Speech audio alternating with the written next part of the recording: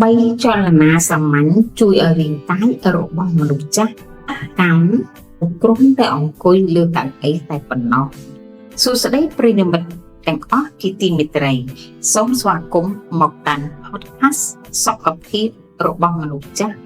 សម្រាប់ថ្ងៃនេះផងដែរភាយូនឹងលើកយកប្រធានបទដ៏មានសារៈសំខាន់សម្រាប់ជួយដល់លោកយាយលោកតាឬមនុស្សជាទីស្រឡាញ់នៅក្នុងគ្រួសារលោកអ្នកនៅភាយូ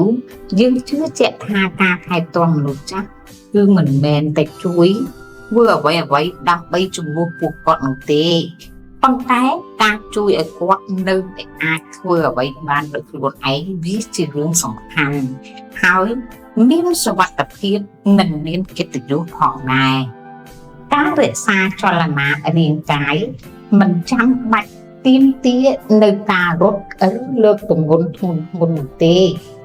ការធ្វើចលនាស្រាលនៅលើកៅអីមនុស្សចាស់អាចជួយពង្រឹងសាច់ដុំពួកគាត់បានអាចបង្កើនថាមពលអាចមានភាពបត់បែនរក្សានៅឯករាជ្យភាពឯកជនភាពឯករាជ្យនៅក្នុងការរស់នៅប្រចាំថ្ងៃបានយ៉ាងល្អប្រសើរទៀតផងអ្នកជំហានអនុវត្តចលនាមាន3យ៉ាងទី1លោកតាលោកយាយគ្រាន់តែលើកដៃឡើងទៅលើហើយទម្លាក់ចុះមកយឺតដើម្បីសម្រួលដង្ហើមនិងពង្រឹងសាច់ដុំស្មា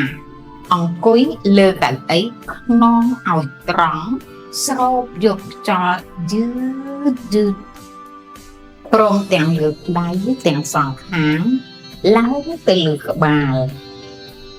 រួចក៏ដកដង្ហើមចេញវែងបន្ទាប់មកក៏ទម្លាក់ដៃចុះទៅវិញ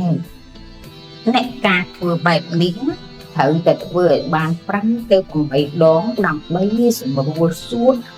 និងស្មារបស់លោកយាយលោកទី2ចលនាទី2លោកយាយលោកតាមិនពិបាកទេ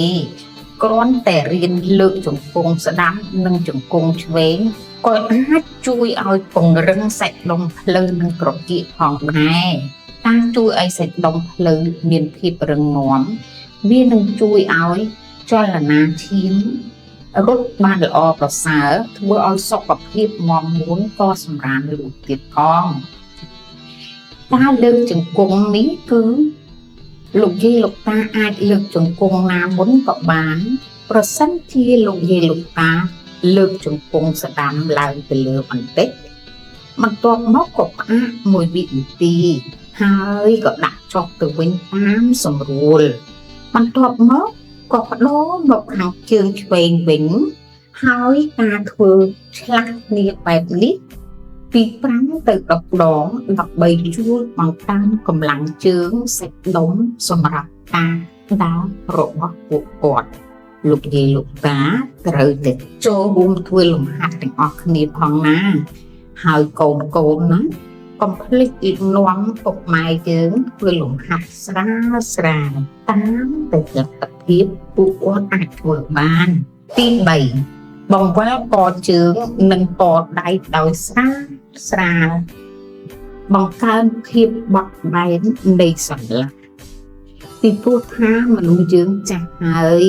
អញ្ចឹងសន្លាក់វាត្រូវទាមទារឲ្យយើងធ្វើលំហាត់ដើម្បីឲ្យ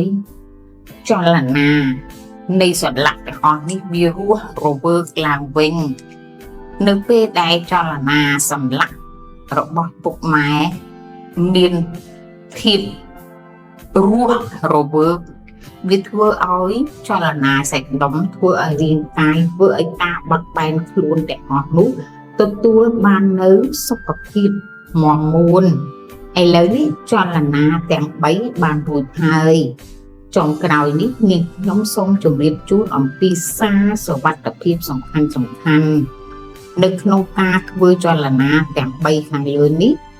លោកអ្នកប្រុងប្រយ័ត្នប្រសិនបើពុកម៉ែប្រើកៅអីសូមឲ្យកៅអីទាំងនោះជាកៅអីដែលរឹងមាំ